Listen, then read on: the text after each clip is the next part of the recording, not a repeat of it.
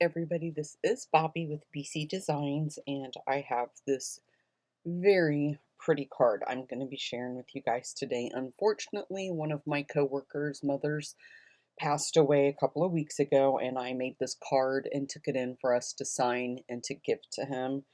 Unfortunately, we need these kind of cards. I always hate making them, but I am very happy that I do have the supplies where I can make them and just let people know, you're thinking of them in this hard time that they're going through.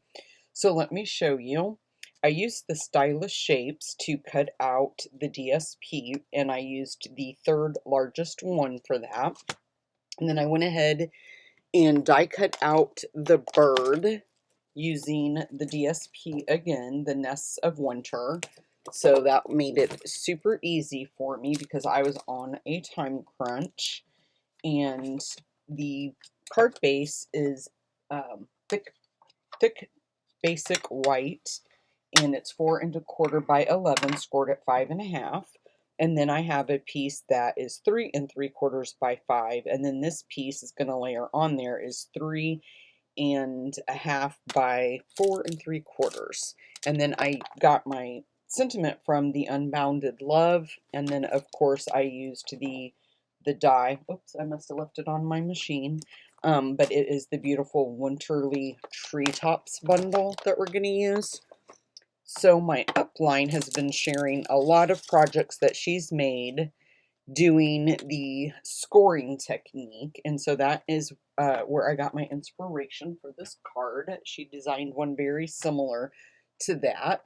So what I did was I just took my DSP, or I'm sorry, my basic white, and I just put my tip at about the 4½, and then this end was close to the 2. You can just kind of eyeball it and see where you want your stripes to start or your strips, and then you just basically go down every little track. Just go very slowly because we all know what happens if you jump the track, and that was my biggest fear on doing this, was that I would jump the track, and I didn't, not one time, but there I just skipped one of them, and you can see that very clearly when you do. So we'll just go back in and get that one.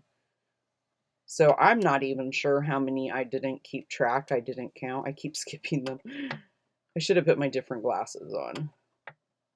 When we were at the convention a while back, me and my best friend, I kept telling her, I can't see, I can't see. When we were doing the cards, I was just having the hardest time seeing the instructions and things like that. Okay, I need to get back over it. There we go on now. And just be very careful too. The only thing I'll warn you about on this was like right here, don't drag, because you can kind of see the marks. So what I tried to do was tried to go back and just make sure I got those ends. But that's kind of enough, I think. So I did 1, 2, 3, 4, 5, 6, 7. I did 8. So you can do however many you want. And I wanted my sentiment to be down here at the bottom. And as you can see, this one didn't turn out like the other one did. I started up a little bit higher, I think. Let's kind of put that side by side. Yeah, look at the difference in that. I started up a lot higher on that one. So I could go more if I wanted to. I could turn it like that, and I think I will, because I actually like it better like that, and I want the sentiment to be closer to those marks. So I'm going to do that. Now I have a hard time with my Memento ink. I just feel like I can never get a good image the first time, so I'm going to use my Stamparatus to help me line that up. And I've already got I put just a little bit of seal down on my grid paper behind that, so I could make sure that my paper wasn't going to move. And then I'm just going to get my stamp as straight as I can, and then I'm going to pick that up. And then I always just, go in like that to try to hold that paper down in case it wants to move. And then I'm just going to ink this up, and we'll give it a stamp. And I'm sure I'll have to do it again. They're almost dark enough, but just not quite. So I'm just going to do just a little bit more just to make sure that it looks good. Yep, that's good. Let's cover that up before I make a mess. I made one, and my ink pad must have had black on it because I got black on my card and I had to start over. So very, very easy. We're going to pop this guy up with, where did I put my dimensionals? I tried to leave them out so they would be handy, and now I don't know where I put them.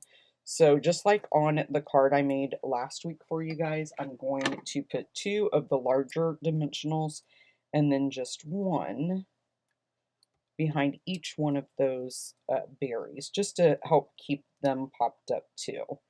And it's kind of a tight fit, just make sure you get them lined up good and that you can't see anything on there. Then I'm going to put adhesive on the back of this, and you can make your lines go. I just wanted mine to go straight across, so we'll do that. Peel these backings off and pop it up. We'll just put it kind of like that. And then we're going to layer this image, or this layer, this panel, I should say.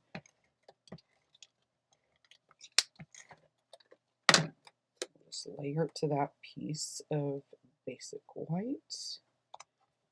Like that. Now this one we're going to pop up before we put it down.